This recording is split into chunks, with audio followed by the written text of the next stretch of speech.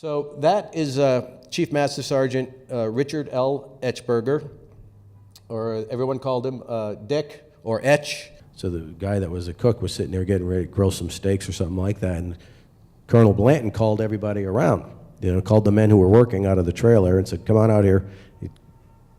Looks like we're gonna get an attack." So the men who were at the barbecue kind of came away from the barbecue. There was the cook and about 2 or 3 guys hanging out with him, and they went over to hear what the colonel had to say. And right when he said that, a round came in and hit right at that barbecue. So if he hadn't called that meeting, there was 3 or 4 of the guys probably would have been killed right then.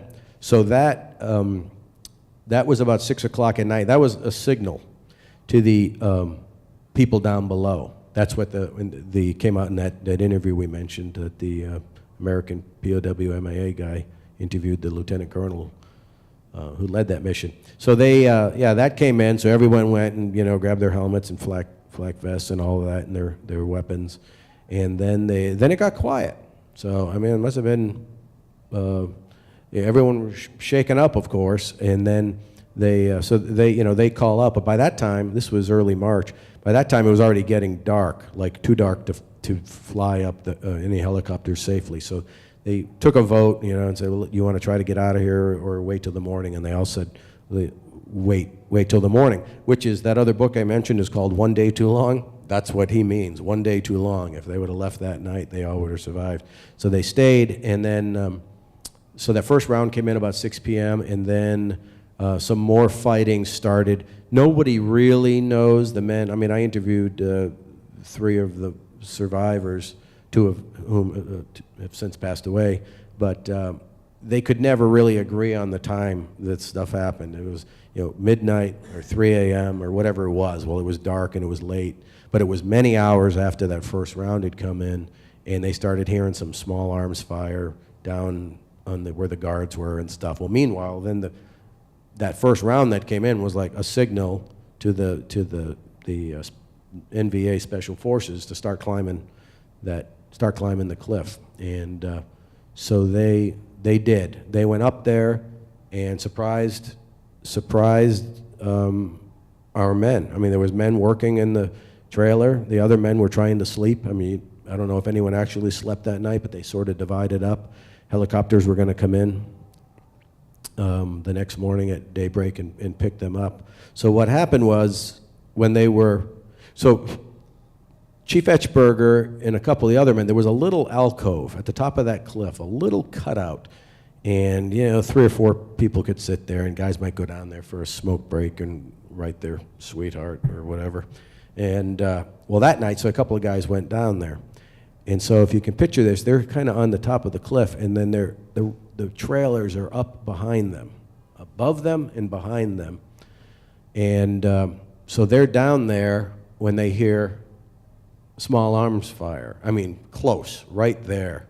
And you can imagine how frantic that was. Well, they had some weapons themselves, so they were trapped, basically kind of trapped down there.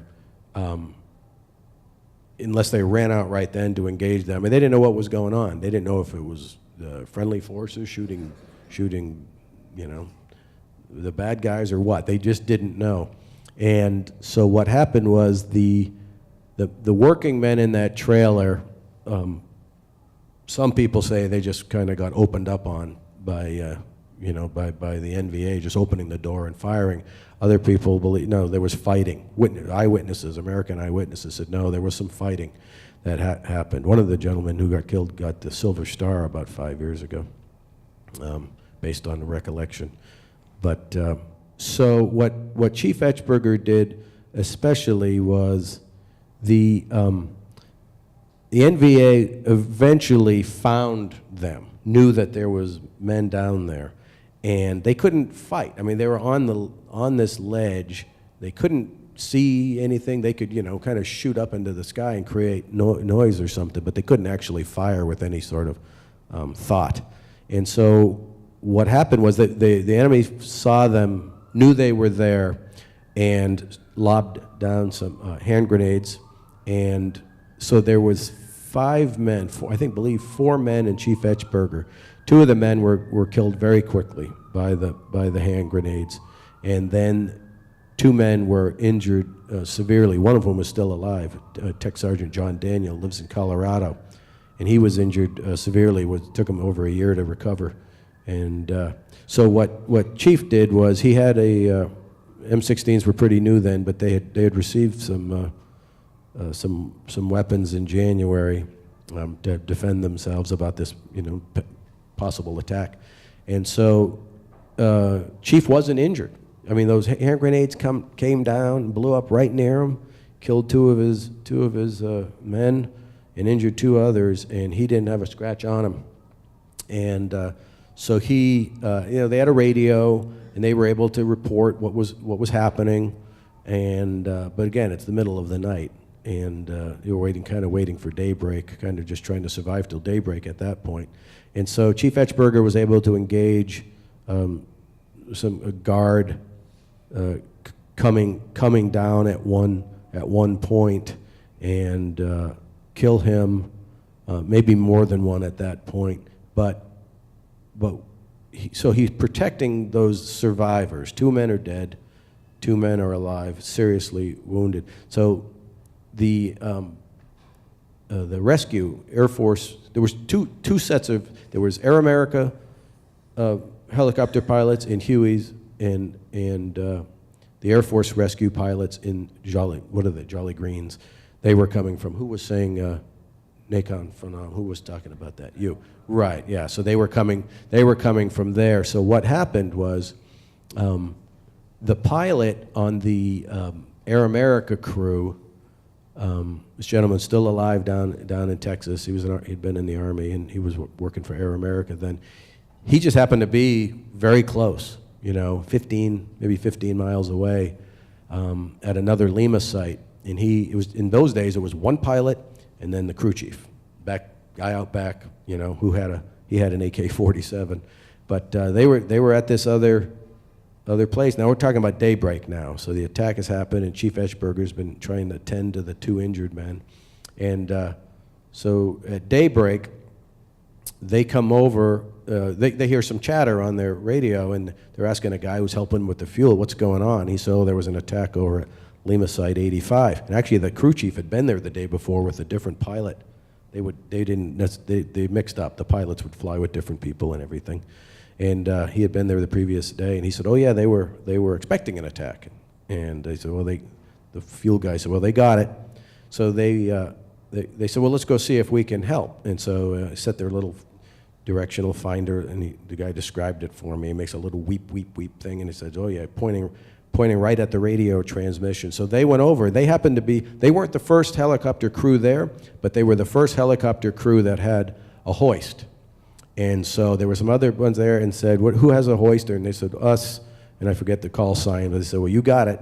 So they flew in, and now Chief Etchberger's down there on the ground, not on the ground, but on that alcove on the cliff, at the top of the cliff, and they negotiate that helicopter in there, and they're taking some small arms fire, not as much as you would kind of expect at that point, but they also had some air support had already gone in there, and the NVA were kind of hiding in the rocks to get away from the bombs being dropped on them by that point. So, but the helicopter at first, I think, had pretty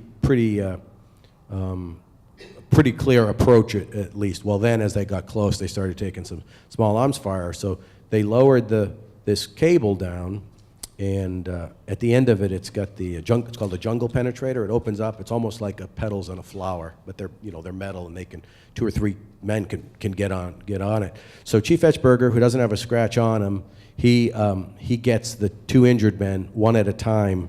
One goes up. He gets them on there. They hoist that person up, send it back down. He gets the other person on. He goes back up. Meanwhile, he's firing his weapon to trying to create some distraction. Well, there was also 2 other men who at a different part, 2 other Americans had survived. One was injured, and they were separate from each other. They were in hiding the previous 5 hours or so. So what Chief Etchberger doesn't know is going to happen, he starts smashing up the N-16 so the enemy can't use them. And then at one point, this one guy sees the helicopter. You can imagine this. That's my way off the, hill, and he comes running, and he actually passed another man who was injured, who couldn't run. He says, "Get up," and he says, "I can't, my legs hurt." And then the guy leaves him, and he says, "Don't let him leave me," and then so this guy who really doesn't have a scratch on him either comes running around the corner, and Chief Etchberger almost shot him. He didn't know, the guy came around, and he's there, was surprised to see another one of his men there, and then the two of them got on the hoist together. So Chief Etchberger tended to the first two guys, the injured guys, got them up separately into the helicopter, and then goes up with this sergeant, and they ride up together, and they get on the helicopter, and they're still taking some fire. And then when they get on the helicopter, the one gentleman who had come running and saw the injured guy went up to the front to tell the pilot, "Hey, there's an injured man up there still." And he put that out on the radio, and they did come get him. Maybe 15 minutes or 30 minutes later, they got him. That was an Air Force crew that came in and got that guy. So this is two Air America people doing all this stuff, and so Chief Etchberger got on the helicopter, and probably breathed a sigh of relief. He was on it, and unfortunately, tragically, they were firing at the helicopter, and a round went up through the bottom of the helicopter and went into his gut, and he died probably within the next 2 to 5 minutes. And had made it on there without a scratch on him, and by the time they landed back, the Air America crew back at that other Lima site where they had taken off from, you're in the middle of nowhere. He needed surgery. He didn't need they just weren't prepared to deal with that whatsoever. They had a first aid kit on there, but he needed to be in surgery, and he was gone by the time they landed back to where they had taken off. And that pilot, he lives in Houston, he said, I asked him, from the time you left that Lima site, went there and did that, until the time you got back to that Lima site, how long was that? And I think he told me like 20 minutes. So all that happened in that short of a time frame. And then the injured and Chief Etchberger's body were put on another plane, and they took off and brought back to Thailand, and they never saw these people again, and they started reconnecting 40 years later.